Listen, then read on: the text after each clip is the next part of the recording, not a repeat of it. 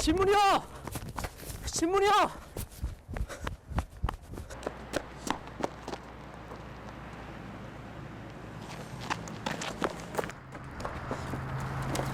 병추였나? 예, 신문 다 돌린나? 좀만 더 돌리면 됩니다. 아, 근데 지국장님, 응, 저 앞에 공사장 지나오다 보니까 예, 응. 이상한 철조각 하나 보이던데 예. 공사장? 예, 어디? 요 앞에? 저 앞에 공사장 아니습니까? 그래? 예. 네, 나와 같이 가보자. 네? 예. 가자. 가보자. 장화조 탱크를 넣기 위해서 그 포크레인 작업을 해버리면은 그 살아가지지 날아가 버리잖아요, 유물이. 그런 심정에서 내가 좀 급했죠. 병추가 어디고? 여기. 당신들 뭡니까? 어디서 다치요? 조금만 좀 있어봐.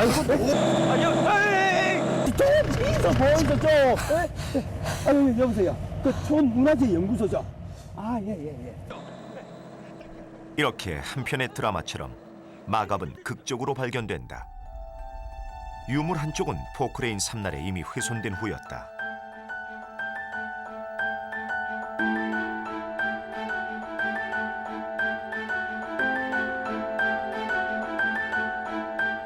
아주 조금만 늦었더라도 마갑은 세상에 드러나지 못했을 것이다. 마갑의 원형이 발견된 건 처음이었다. 그 희귀성으로 전체 고대사 연구에서 획기적인 방향 전환이 가능해졌다. 마갑이 나왔다 그럴 때는 야, 제가 그 해야 할 일을 했구나는 그런 생각으로 또 이병시한테 고맙다는 생각을 하고 또 제가 함안에 살면서 참 일생에 한 번 이제 할 수 있었던 일을 하나 했구나 하는 그런 생각으로 하면서도 누구나 할 수 있는 일이 아닌가. 우리 함안일이라면 누구나 할 수 있는 그런 행동을 제가 했다는 생각으로 고마 조용해 있었습니다. 그동안 마갑은 고구려 고분 벽화에서나 그 존재를 짐작할 수 있을 정도였다. 마갑의 등장, 동아시아 역사학자들의 관심이 집중됐다. 이로써 고대사 속에서 가야는 새롭게 인식되기 시작한다.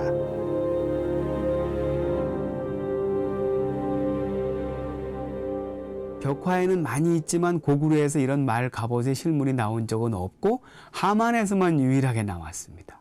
이 말 갑옷의 실물은요. 네. 고구려 벽화 고문에 있는 것과 똑같은 말 갑옷을 가지고 무덤에 들어갔다. 죽은 다음에. 그렇죠? 그러면 역시 이 말 갑옷은 어떻게 됐겠느냐?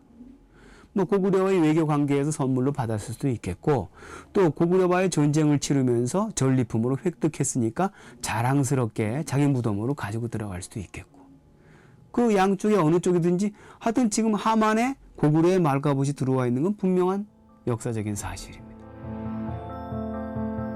그렇다면 가야의 기마무사도 이런 모습이었을까?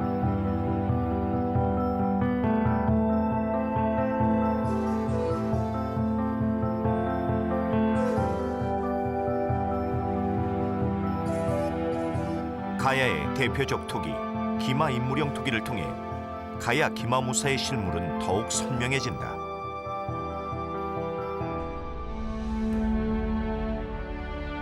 수천 년 고대사의 비밀이 오롯이 새겨져 있는 광개토 대왕 비밀.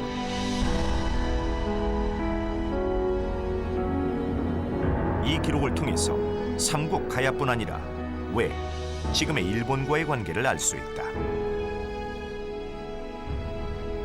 아라가야의 고대 국명 또한 광개토 대왕 비문에서 비로소 확인된다. 400년 고구려 군사 오만이 신라성에 이르니 외적이 퇴각했다. 외를 추격하여 임나가라 종발성에 이르니 성이 즉시 항복하였다. 이 기사는 고구려, 신라, 백제, 가야, 외의 대결 구도를 보여주는 흥미로운 기록이다. 이때 제일 처음 부탁드리는 그 가야 세력은 임나가라라고 나옵니다. 그 임나가라하고 먼저 교전을 하고 그 다음에 한자로는 알라인 수병이라고 하는 기록이 무려 3번 나옵니다.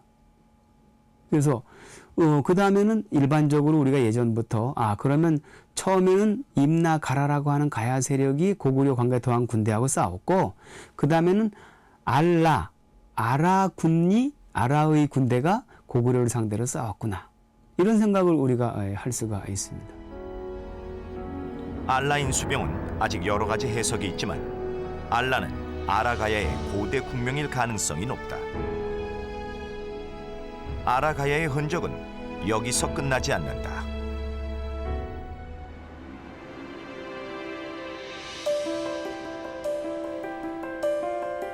일본 오사카 시가현 코사츠시. 한 마을의 신사 이름이 낯설지 않다. 하만의 고대 국명인 알라와 같은 이름이다.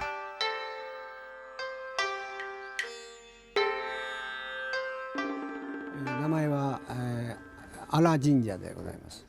伝えによると670年ぐらいに、できたようでございます。お伝え聞いております。 멀지 않은 곳에 있는 또 다른 알라 신사. 아라가야의 흔적이 많은 이곳에서 뜻밖의 사실을 확인하게 됐다.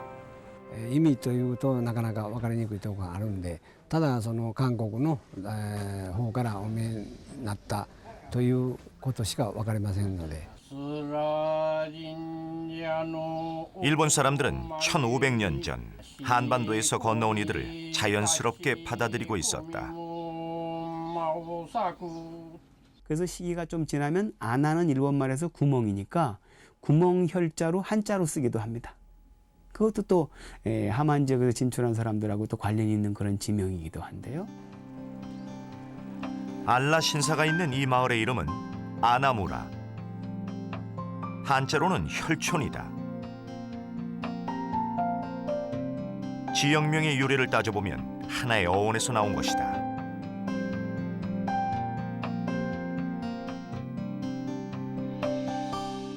ですから荒、というのと穴村の穴ですね、その両方があるということからいたしますと、荒神社は荒と穴というふうなことからすると、荒もともと荒というふうに考えていいかなというふうに思います。そうするとそれはもう全く荒ヶ谷に通じるということですね。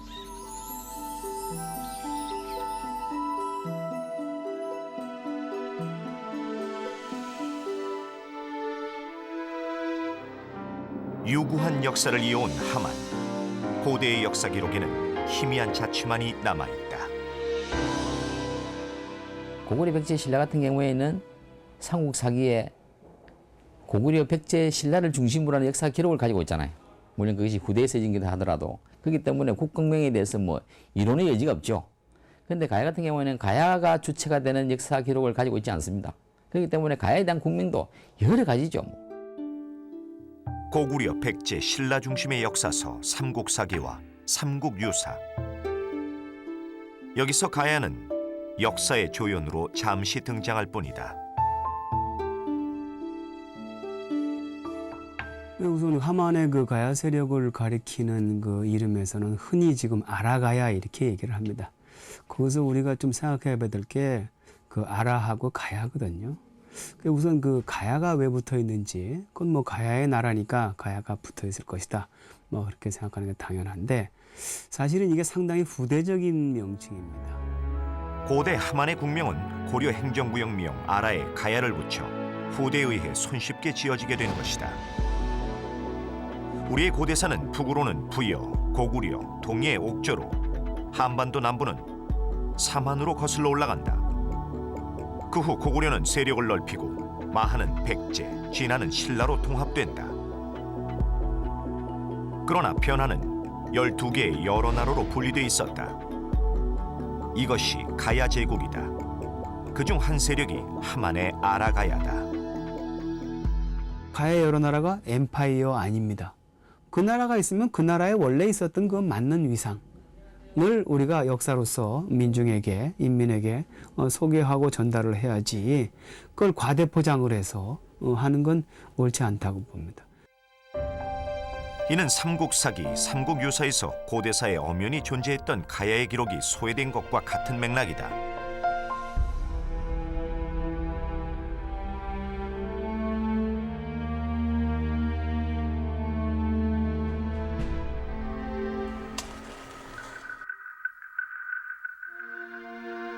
1917년 10월 19일 발굴 조사가 진행된 지 엿새가 지났다. 이 발굴은 조선 총독부 고적조사위원 우마치카 제7호의 조언으로 시작됐다. 많은 수의 유물이 흙 속에 매몰돼 일부만이 드러나 있었다.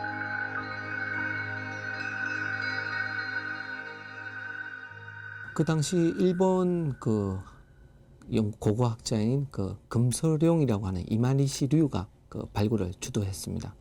이 사람은 일본에서도 한국에 가장 많이 알고 있는 정통한 고고학자 중에 한 명이고요. 그래서 이 사람이 1917년도에 발굴을 할 당시만 해도 사실은 그렇게 가야라는 존재 자체가 거의 알려져 있지 않는 상태였습니다. 이 사람이 결국은 발굴을 했던 게 결국은 우리나라 가야사의 어떤 핵을 긋는 그런 발굴이 바로 마리산 34호분이 되겠습니다. 발굴 당시의 마리산 34호분. 하만 도항리 고분군 중에서 그 규모가 가장 크다. 하지만 안타깝게도 이 고분은 일본인이 처음 손을 댔다. 경남 함안군 가야읍 도항리와 말산리 일원에는 수백여 기의 고분이 길게 늘어서 있다. 거대한 고분군은 아라가야의 위용을 한눈에 짐작케 한다.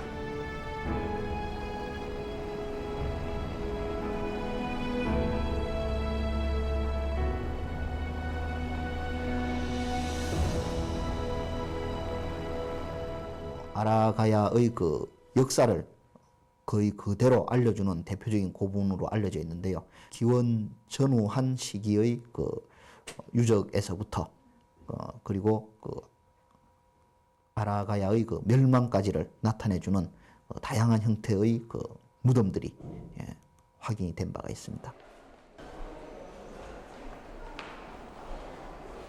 90년 동안 흩어져 있던 유물이 이제야 한자리에 모였다. 하만 마리산 34호분의 유물이 선보인 건 처음이었다. 방대한 유물을 자랑하는 고분. 이것은 아라가야의 최고 지배계층의 것으로 보인다.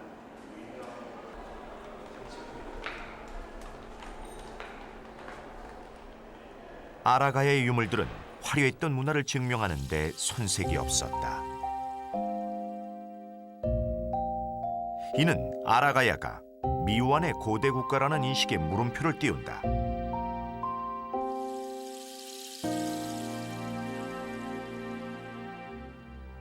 고적 조사 보고. 하만 마리산 34호분 최초의 발굴 조사 내용이 여기에 담겨 있다. 발굴 조사 3년 후 1920년에 이 보고서를 발간하게 된다. 고분 발굴에서 보고서 발간까지 이 모든 배경에는 조선 총독부가 있었다.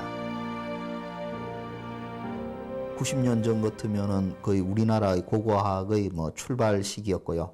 그 당시 일본 측에서는 다른 정치적인 목적을 가지고 하만 마리산 고분군 그 중에서도 가장 큰 34호분을 아마 건드렸던 것 같습니다. 그 당시에 본인들의 여러 가지 기술적인 한계도 있었겠습니다만 고고학적인 순수한 목적보다는 그 속에서 어떠한 특정한 물건들을 특히 일본과 관련되는 여러 가지 물건들을 찾기 위한 그러한 조사가 중심이 되지 않았나 생각됩니다. 칼자루가 발견된 지점은 광입구에서 682cm, 서측벽에서 58cm 위치였다.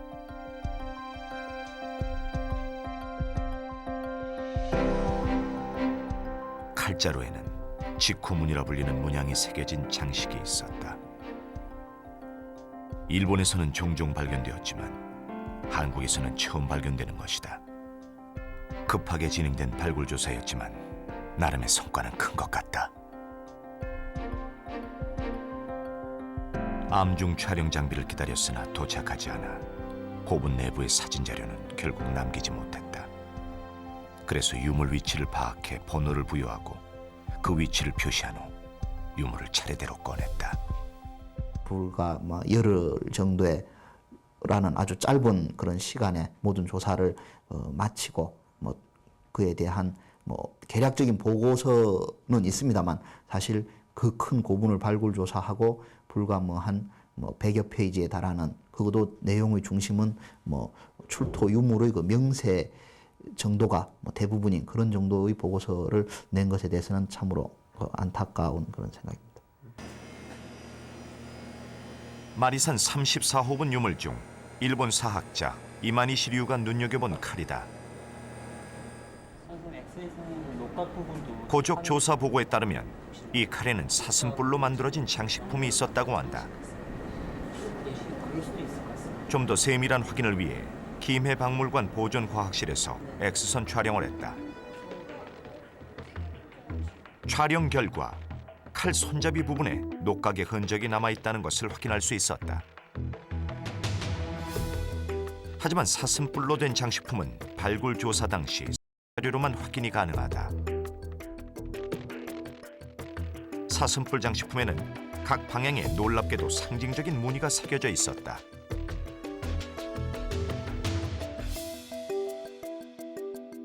이 유물이 중요한 이유는 지금 이 부분입니다. 이 직선과 호로 이루어진 직호문이라는 것이 있는데요. 이 직호문은 일본의 그 구주 지역과 긴키 지역에서 주로 고분들에서 많이 확인되는 문양입니다.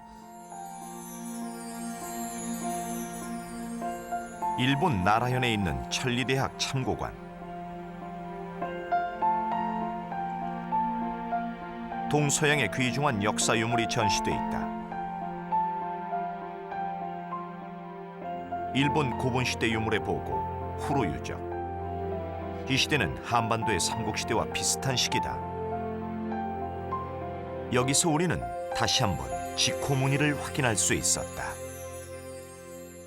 直古文という模様はですね、日本の古墳時代の、典型的なといいますか特徴的な、模様なんですけれども、その意味するところは大変難しいんですけども、直古文というのはバッテン印にですね、その周りに古城の模様を蜘蛛の巣のように重ねていくと、こういった模様なんですけども、この本来の目的はですね、何か魂とか、そういう霊的なものをですね、この一定の幅の布でぐるぐる巻きにしたと、ぐるぐる巻いた、そういうふうな状況を表したものだというふうに言われております。非常にマジカルな文様であります。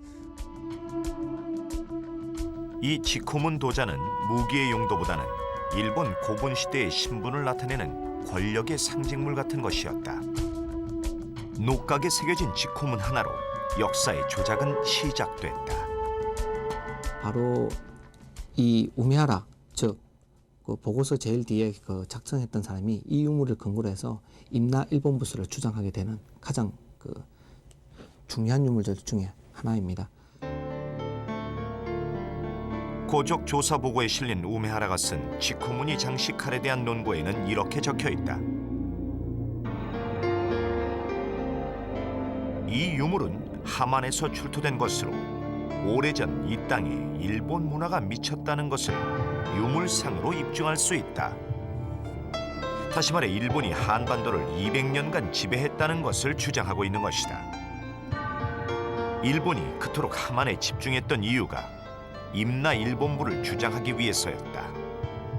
이를 위해 1917년 발굴조사 이전부터 하만 지역의 인류학적 조사를 치밀하게 진행해왔다.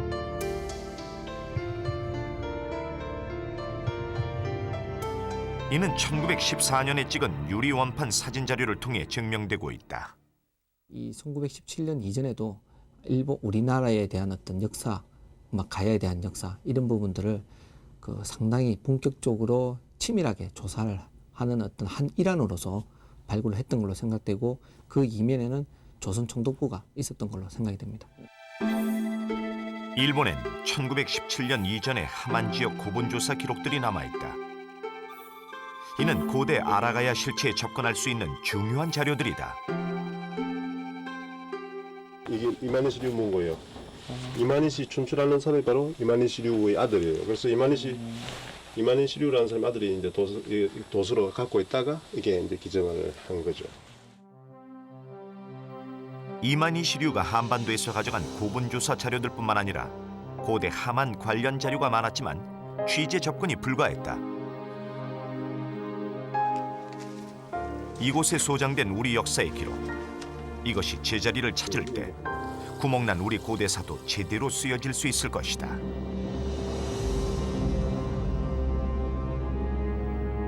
일본의 가야에 대한 역사 왜곡은 여전히 교과서에 남아있다. 그 지도에서는 우선은 그 이제 이 임나와 가야 또는 가라 이런 표현들이 혼용하고 있는데, 뭐 임나란 말은 그 나름대로 이제 어떤 역사성을 가지고 있는 말이고, 또 가야란 말도 사실 우리가 그 가야 여러 소국들을 표현할 때 가야란 말을 이제 삼국유사에서 이미 쓰고 있기 때문에 그건 문제가 없지만, 그 지역을 그냥 전체적으로 가라라고 하는 것은 사실 문제가 있는 게, 가라는 개별 소국 한 국가의 이름이지 그 이제 가야 전체의 나라를 지칭한 용어로 쓰여진 적이 없기 때문에, 그런 표현은 오히려 다시 새롭게 임나란 말을 대신하면서 가라를 쓰는 것 자체가 새로운 문제를 야기시키는 그런 부분이 있습니다. 그래서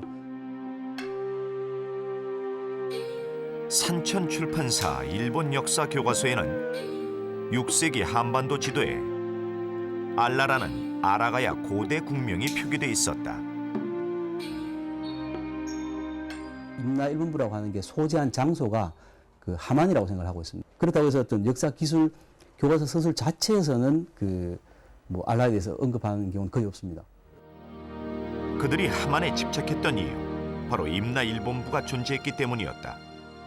여러 가야사 중 일본 교과서에서 하만의 가야 세력인 알라가 부각된 것도 이 때문이다. 서기 720년에 편찬된 일본 서기, 일본 고대사의 중요한 사료다.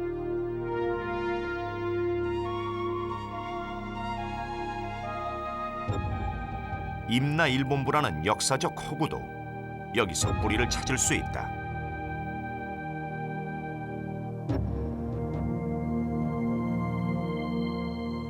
더구나 또 우리는 근대 식민지 통치의 경험을 또 했고 해서 조선 총독부라고 하지 않습니까? 그렇죠?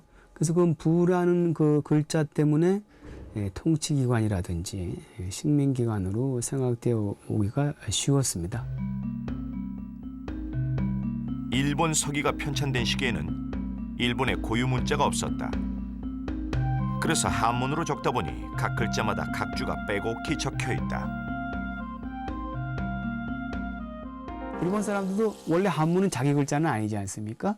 그러니까 일본말로 어떻게 읽어라 라고 하는 게 옆에 써져 있습니다. 뭐라고 써 있는가 하면 이 부자를 어떻게 읽으세요? 일본 서기 영인본에는 임나 일본부의 해설이 이렇게 적혀 있다. 임나 일본부 부자는 어사지, 임금어, 일사, 잡을지. 일본어로는 미코토 모찌다. 우리 모찌라고 하면 아시는 분들이 있을 거예요. 가방 모찌라고 하는 말. 가방 들고 국회의원 옆에 쫓아다니는 사람들. 사람이죠, 그렇죠? 가방 모찌는 사람입니다. 요거는 관청 부자를 쓰지만 이건 관청이 아니고 임금의 일을 받드는 사람이 올시다 라고 하는 뜻으로 미코토 모찌라고 읽으세요 라고 써있는 거예요. 임나 일본부가 사람이라는 표현은 또 나온다. 제 알라 제외 신, 알라에 있던 일본의 신하라는 말이다. 일본 서기의 기록을 빌미로 임나 일본부라는 역사적 왜곡이 시작됐지만 오히려 역사적 진실은 그 속에 있었다.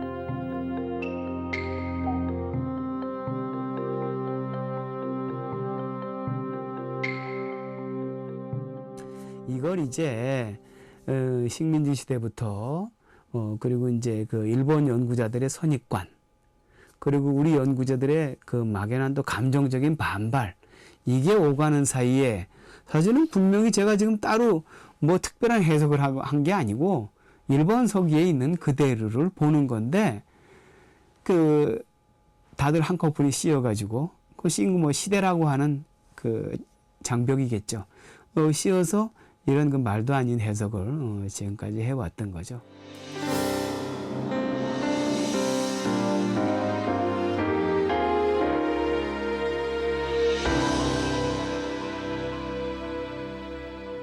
6세기 초반 고대 역사의 한 단면에서 아라가야와 왜는 함께 등장한다.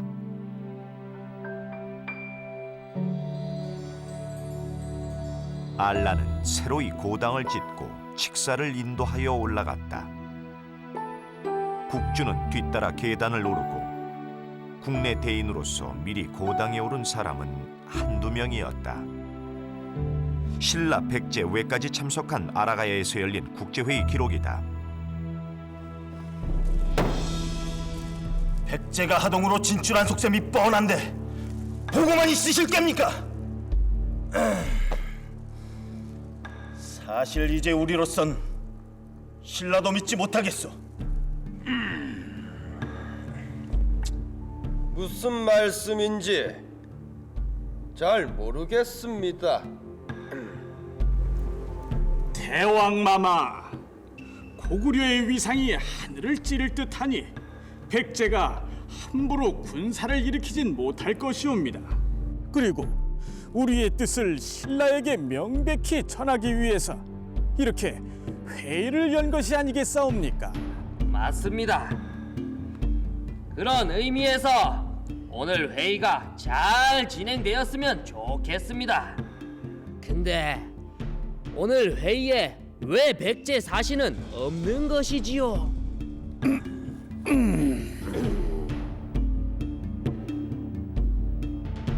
일본 서기 기록에서 아라가야에 있었던 왜 사신이 등장한다.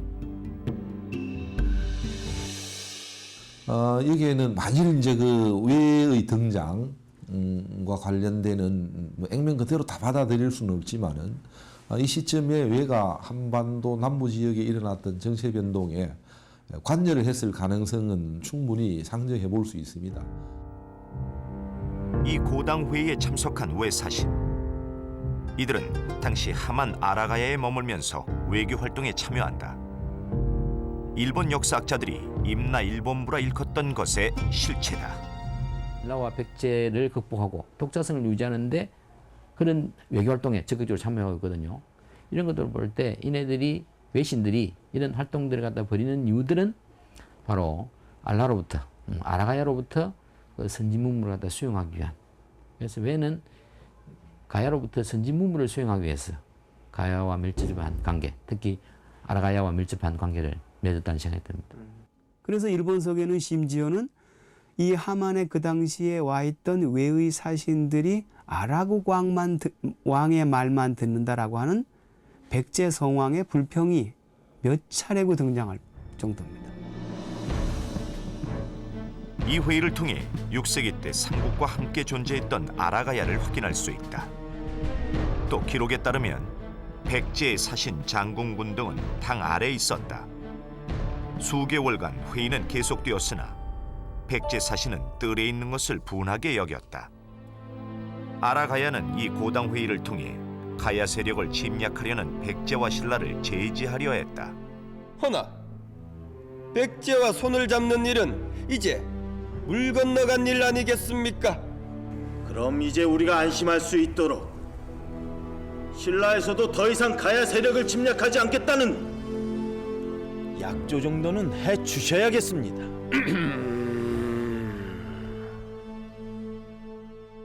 바로 이 시기에 6세기 전반대에 이러한 국제회가 자주 일다는 것은 바로 이 시대에 있던 긴박함 이런 것을 보여준다 이렇게 할 수가 있고, 당시 한반도 정세는 백제가 섬진강 쪽으로 세력을 넓혀가고 신라는 낙동강 하구를 비롯한 가야의 여러 세력을 잠식해가고 있었다. 백제와 신라의 첨예한 영역, 그 경계에 아라가야가 있었다. 당시 백제는 고구려의 위협 속에서 어느 때보다 아라가야와의 연대가 절실했다. 그 백제가 왜 그게 대표를 파견하냐 하면은 결국은 이게 가야 세력이라는 걸 사이에 두고서 그러면 신라하고 백제가 서로 대립하는 그런 양상. 결국은 이 가야 세력을 내 영향권 안에 두느냐 또는 신라 영향권 안에 두느냐 이 문제가 되어지는 것이죠. 그런데 거기서 회의를 개최한다고 했을 때 백제가 예를 들면 보내지 않았다고 했을 경우 완전 신라 페이스로 그 이제 넘어갈 수도 있다는 것이죠. 낙동강 중심의 교육권을 확보한 신라는 가야 정벌의 야욕을 점점 키우고 있었다. 그래서 신라가 고당회의에 사신을 보내는 일 또한 형식적인 것에 불과했다. 그 신라가 그런 이제 그 적극적으로 안 보이고 계속해서 공격할 듯한 자세로 이제 그 알라를 무시하는 입장을 가지고 있는 거죠. 아주 간등히 낮은 그 사진을 보낸단 말이지. 아라가야는 국가의 생존을 위해 외교적인 협상을 벌였다. 이는 자국의 안위뿐만 아니라 다른 가야 세력의 방패막이 되고자 하는 노력이기도 했다.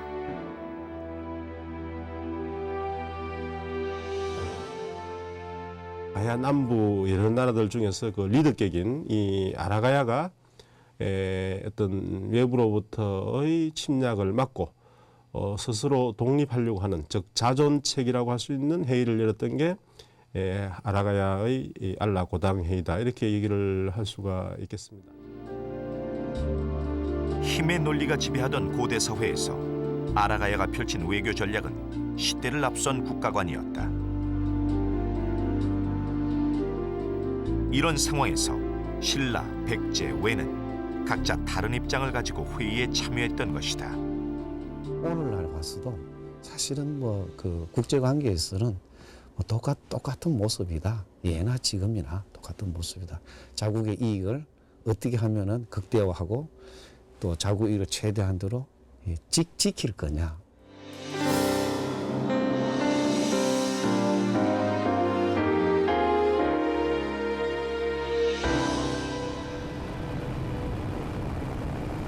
몇 해 전 하만 충의공원을 조성하면서 초대형 건물지가 발견됐다. 아직 이견은 있지만 고당이 있었던 자리라고 추정되는 곳이다. 수열이 지금 지금 이게 10m거든요. 10m면 요거 한 단위 이 시기에, 그러니까 4세기, 6세기 단계에 이런 대규모 건물을 지을 수 있는 국력이 있었다, 그렇게 생각을 합니다. 경제력이 대단하다. 그렇죠. 경제력이 대단하다 그런 겁니다.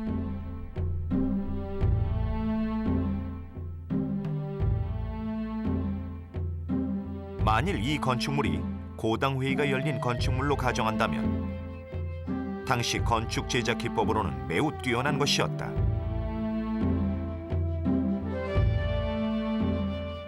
회의 장소였던 고당. 횡으로는 48m, 종으로는 15m 규모의 초대형 건축물로 추정된다. 이는 남아있는 터의 흔적으로 복원이 가능했다. 아라가야의 위상을 다시 한번 느낄 수 있었다.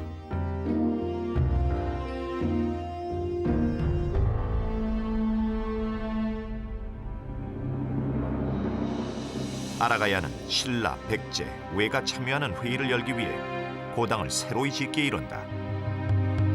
이는 고당 회의에 국운을 걸었다는 것을 읽을 수 있다. 회의는 긴 시간 동안 이어졌으나 신라의 영토 확장 야욕 앞에 무기력했다. 결국 아라가야는 강국의 틈바구니 속에서 역사의 뒤안길로 사라지게 된다. 그런데 하만의 멸망 과정에 대해서는 기록이 전혀 없죠. 그것도 언제 멸망했느냐에 대해서 말이 많습니다. 어떤 삼국 사기의 기록에는 아시안국이 퍼포항 때 멸망했다, 이런 기록이 있거든요. 그런데 일본 서기에 아라가야가 주로 활동을 하는 시기는 6세기 때거든요. 6세기 후반 때까지, 중반 때까지 나타나는데, 그러고 보면은 그때는 아닌 거고. 이렇듯 아라가야는 멸망의 기록마저 혼란스럽다.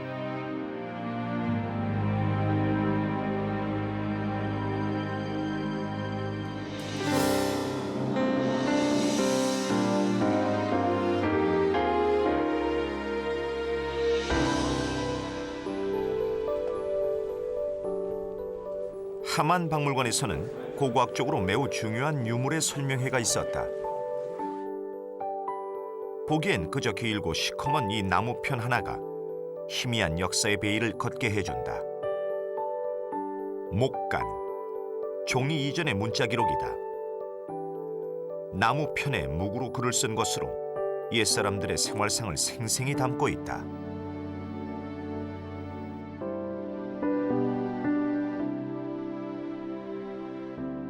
처음에 목재가 발굴될 당시에는 그 목서가 잠깐 보이기 시작하다가 공기와 닿기 시작하면 극도로 검게 변하게 되는데요. 검게 변하게 되면 저희가 어떤 목서의 내용인지 저희가 알아볼 수 없습니다. 그렇기 때문에 지금 옆에 보시는 저유선 촬영 장비를 가지고 이 목서의 내용을 확인을 하고 있습니다. 과학과 고고학의 힘으로 1500년 전의 역사와 현재가 한자리에서 만나는 순간이다.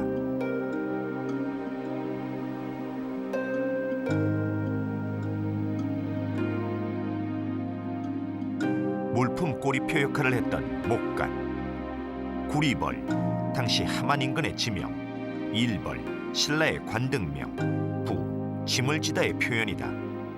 해석해보면 구리벌에서 일벌 관등을 가진 구타지가 노인 모리문에게 짐을 짊어지게 해서 납부했다라는 의미다. 이 자체는 신라의 어떤 그 지배랄지 영역 그 주민 동원 방식이랄지 이런 걸 보여주지만은 요걸 매개로 해서 그 하만의 그 알라의 어떤 역사적 사실 이런 것도 좀 새롭게 더 읽어볼 수 있을 여지가 있다.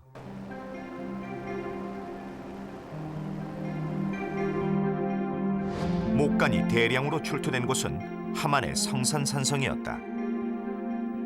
국내에서 발견된 목간의 절반 이상을 차지하고 있다. 가야 문화재연구소는 10여 년 전부터 성산산성 발굴 조사를 시작했다. 최근 목간이 집중적으로 출토되는 지점을 확인하고 성산산성과 목간의 숨겨진 사실을 밝혀냈다. 성벽을 쌓기 위해서 사람이 인위적으로 그 나무 부스러기라든지 이런 식물 유기체를 갖다 쌓은 거예요. 그러다 보니까 목간이 다른 유적에 비해서 많이 들어올 수 있는 것이고요. 다른 유적들은 목간이 들어가는 것이 자연적이라고 한다면 이 유적은 인위적으로 들어갔다. 이렇게 보시면 될 것 같습니다. 인위적, 산성을 쌓기 위해 의도적으로 목간을 버렸다는 말이다. 하만에 있는 성산산성에서 나온 신라의 목간. 그 당시 아라가야가 신라에 복속된 사실을 짐작할 수 있다.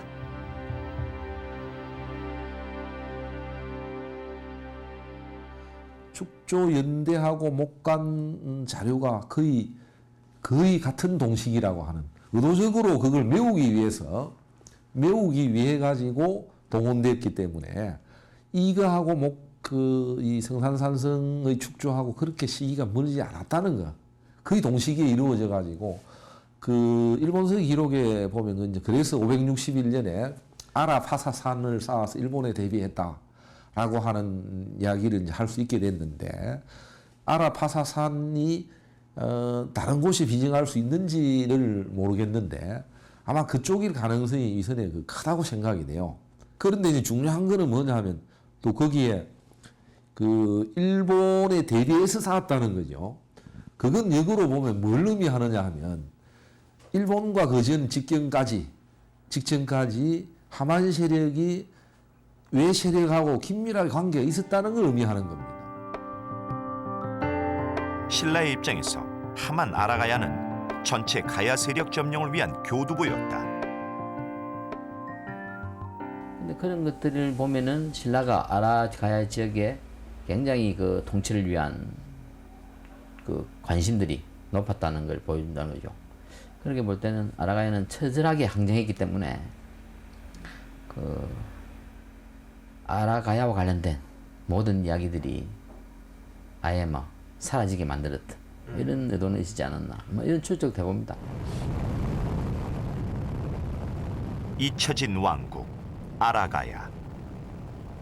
하만에는 왕궁지의 험한 이야기로 전해질 뿐이다.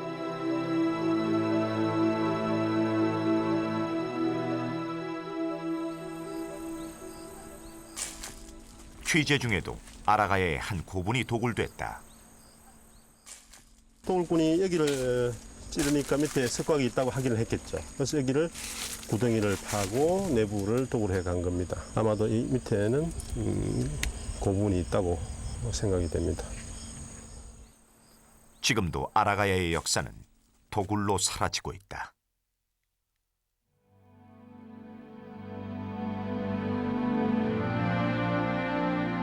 우리 고대 역사 속 가야의 여러 세력, 그 속에 아라가야는 존재했다. 강대국의 틈바구니 속에서 끝까지 자주적 국가를 지키려 애썼다.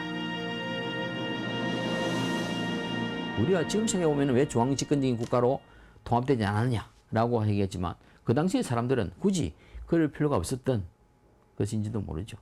힘의 균형이라고 하는 이런 측면에서 가야 사회가 분립될 수밖에 없었던 조건, 그들이 가지고 있는 그런 조건들을 가지고 살아갈 충분한 이유가 있었다라고 볼 수도 있는 거죠.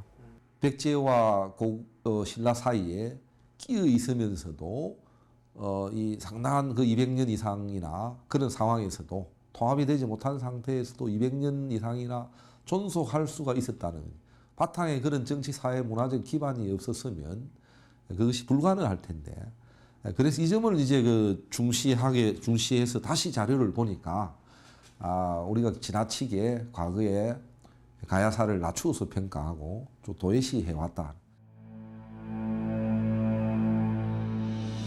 잊혀진 왕국 아라가야. 오랜 시간 동안 순환의 역사를 반복해야 했다. 평화적인 외교를 통해 가야의 여러 나라와 공존하려 했던 아라가야. 그들은 너무도 앞선 세계관을 지니고 있었다. 온전한 자립의 꿈은 비록 미완으로 끝났지만 아라가야의 흔적은 역사 곳곳에 배어 있다. 그리고 그들은 바다를 건너 부활을 꿈꿨다.